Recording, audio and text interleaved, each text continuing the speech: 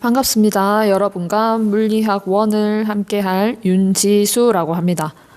네, 김기현 선생님하고 선생님이 물리학 1을 나눠서 수업을 할 건데요. 김기현 선생님은 1단원, 2단원, 그 다음에 선생님은 3단원을 하도록 할 겁니다. 그래서 좀 더 자세한 내용은 뒤에서 살펴보도록 하고요. 선생님에 대해서 소개를 하고 싶지만 영상으로 온라인으로 하기 때문에 선생님하고 만났을 때 좀 더 자세히 얘기를 나누도록 하고요. 지금은 온라인 수업에 대해서 간단하게 안내를 먼저 하도록 하겠습니다. 수업은 선생님이 그냥 여러분들이 들고 있는 교과서를 가지고 기본적으로 수업을 할 거고요. 할 예정이고요. 그 다음에 그 영상을 주로 찍어서 올릴 것 같은데 영상을 올린다면은 20분 이내로 찍어서 올리고, 그렇게 하는 이유는 여러분들이 미리 교과서를 읽어보고 그 다음에 뒤에 영상을 본 다음에 또 따로 정리하는 동안 이렇게 총통 틀면 우리 1시간 수업인 50분이 나올 것 같아서 선생님이 일부러 영상을 20분 내로 찍어서 올리는 겁니다. 그 다음에 여러분은 그래서 물리학 1 교과서를 준비하시고요. 그 다음에 또 따로 문제도 풀어봐야 되니까 수능 특강도 같이 준비를 하면 좋을 것 같습니다. 그 다음에 당연히 진도가 계속 나갈 텐데 이 진도는 평가, 지필고사라든지 수행평가에 반영이 될 거니까 개학 전에 여러분들이 미리 하면은 당연히 이 평가에 도움이 될 것 같습니다. 그 다음에 선생님이 과제를 줄 수도 있는데 이 과제 내용은 여러분들이 한 결과에 따라서 교과 세특에도 잘 반영이 될 테니까 신경 써서 해줬으면 좋겠고요. 그 다음에 특별히 질문이 있거나 질문 사항이 있으면은 여기 선생님이 메일을 남겨놨습니다. 여기 메일로 연락을 주시면 선생님이 답장을 주고 또 다음 수업에 또 반영을 하도록 하겠습니다. 그래서 교과서를 지금 여러분들이 준비를 해서 같이 이 영상을 봤으면 좋겠어요. 교과서를 들고 와서 먼저 차례를 살펴보면은 차례에는 1단원이 역학과 에너지, 그 다음에 2단원이 물질과 전자기장, 그 다음에 3단원이 파동과 정보통신,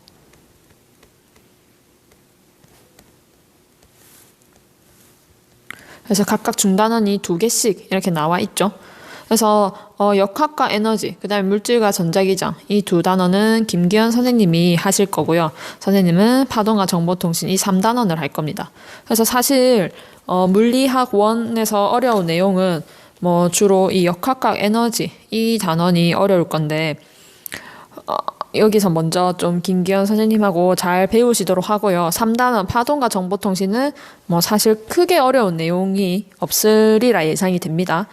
그래서 파동과 정보통신은 선생님과 오늘부터 열심히 하도록 해봅시다.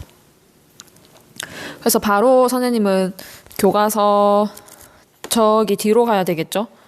교과서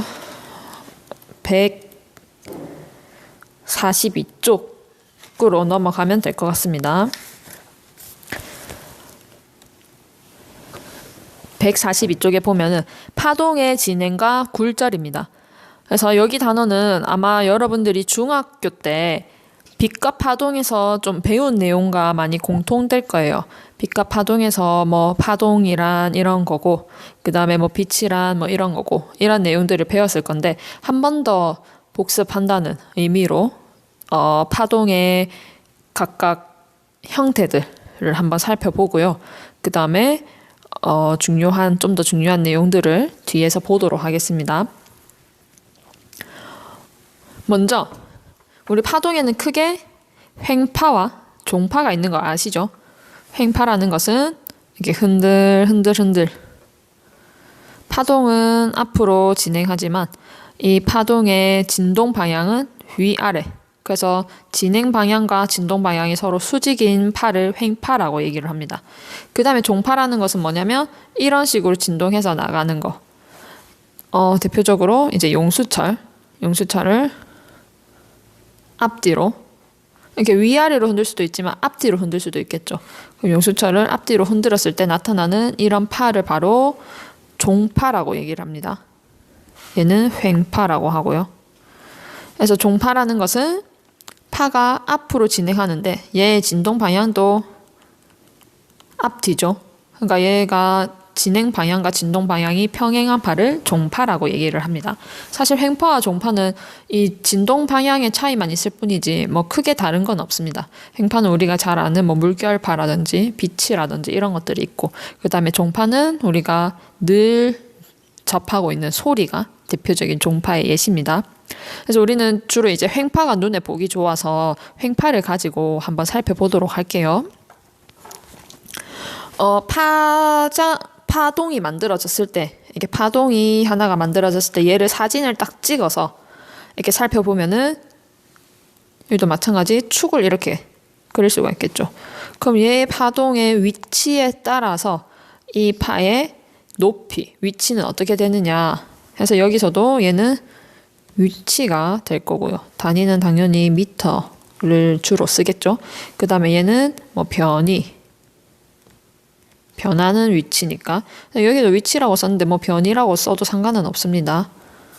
뭐 여기도 위치라고 써도 상관없고, 그래서 이 변이는 또 주로 미터를 쓸 겁니다. 시간은 당연히 뭐 second, minute, hour이 있겠지만 주로 second를 쓸 거고요. 네, 파동이 이렇게 형성이 되어 있을 때 각 위치를 살펴보면은 가장 꼭대기점을 마루라고 얘기를 하고요. 그 다음에 가장 아래 지점을 골이라고 얘기를 합니다. 그래서 마루는 가장 파동의 끝부분, 위에 뾰족한 부분을 마루, 그 다음에 가장 아래 부분을 골. 이거는 다 들어봤죠? 그 다음에 또 중요한 게 마루에서 마루까지의 거리를 우리는 파장이라고 얘기를 해요. 그 다음에 골에서부터 다음 골까지의 거리도 당연히 파장이 되겠죠. 그래서 이렇게 각 위상이 같다라고 얘기를 하거든요. 이런 것들을. 그래서 위상이 같은 두 지점 사이의 거리를 우리는 파장이라고 얘기를 한다. 그 위상이라는 것은 뭐냐? 교과서 143쪽에 보면은 좀 더 나와 있습니다. 그러니까 각 점의 위치가 같을 뿐만이 아니고 진동 상태도 같아야 됩니다. 그래서 예를 들어서 여기에 교과서에 P점이라고 표시가 되어 있는데 이 점도 그러면 P점이랑 같은 점이 아니냐라고 할 수 있는데, 여기는 위치는 같지만 진동 상태는 다르죠.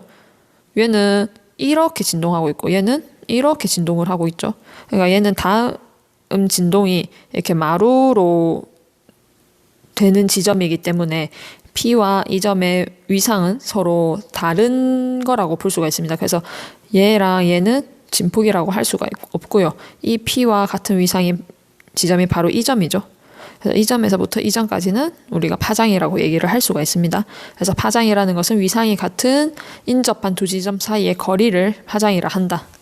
파장의 단위는 당연히 거리니까 미터를 쓰겠죠. 그 다음에 얘를 살펴보면은 얘는 뭐냐? P점, 이 한 지점 있지. 이 한 지점을 시간에 따라서 나타낸 겁니다. 지금 P 처음 0초일 때는 어디 있었어? 중앙에 있었지. 원점에 있었습니다. 그 다음에 시간이 점점 지나면은 얘는 어떻게 될까? 이 파가 이렇게 진행을 이렇게 한다 했으니까 시간이 지나면 이 파가 이렇게 되면서 P점은 위로 올라오겠지. 시간이 지나면 P는 위로 올라오고, 그 다음에 다음 애가 오면은 또 다시 P는 이렇게 되면서 낮아지고. 그러니까 P가 여기에 있다가 높아졌다 낮아졌다 높아졌다 낮아졌다 하겠죠. 그래서 이 위치를 나타낸 게 바로 이 그래프입니다.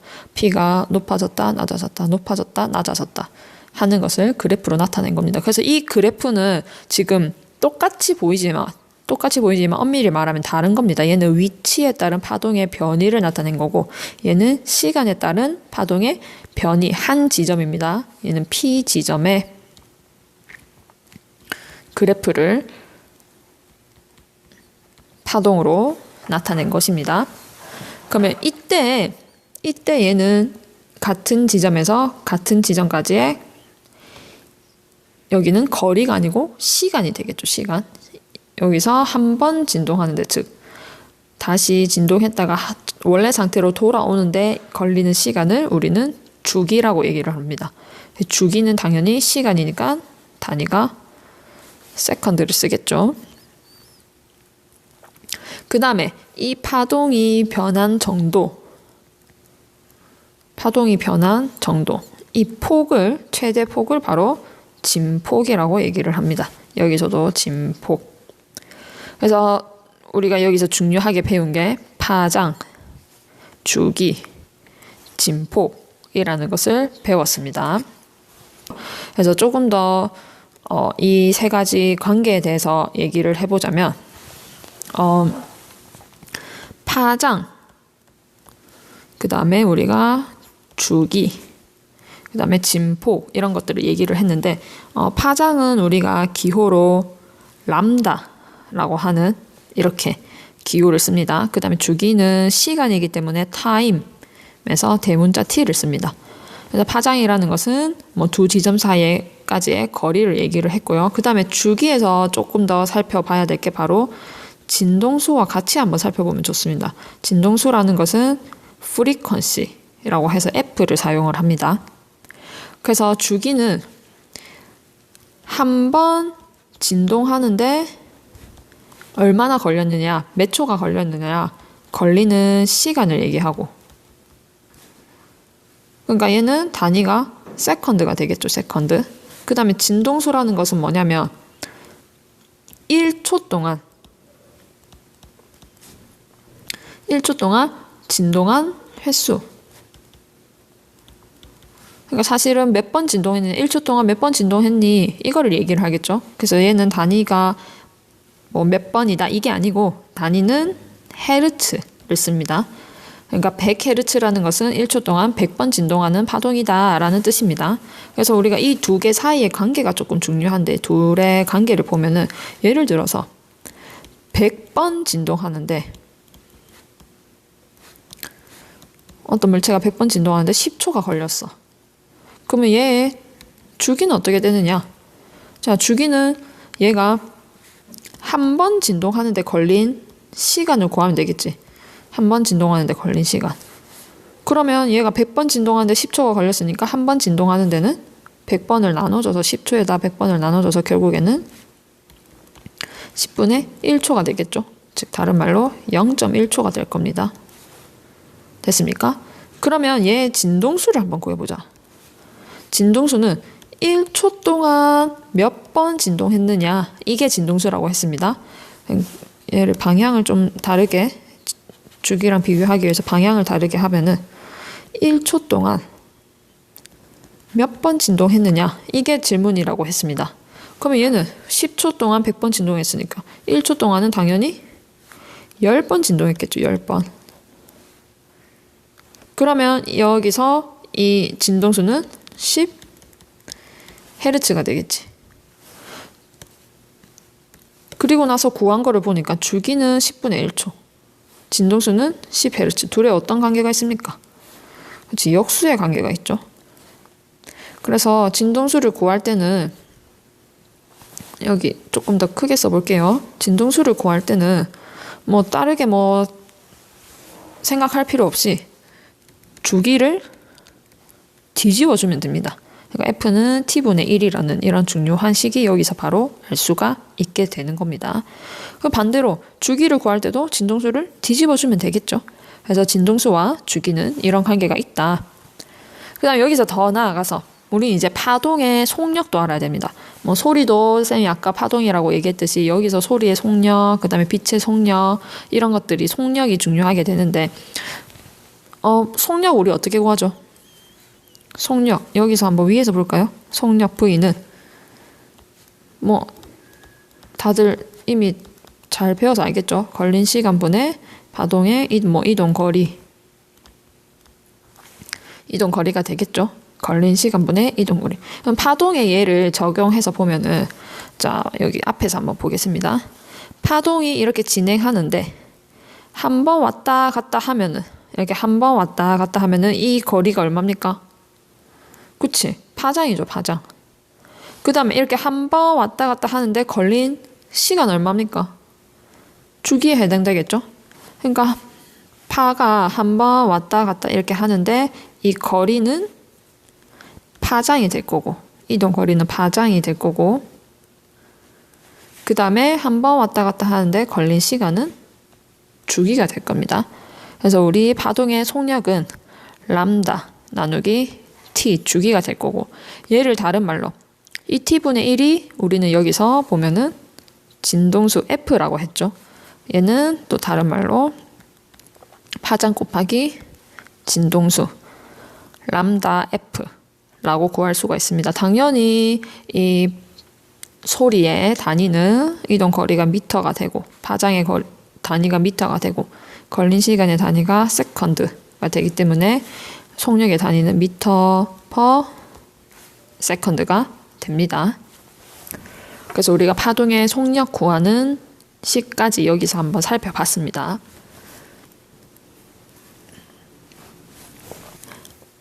교과서 143쪽을 보면은 뭐 여기는 크게 어렵지 않은 얘기를 하고 있습니다. 그래서 여러분들 각자 읽어보면 될 건데, 선생님이랑 일단 한번 첫 시간이니까 살펴보도록 하겠습니다.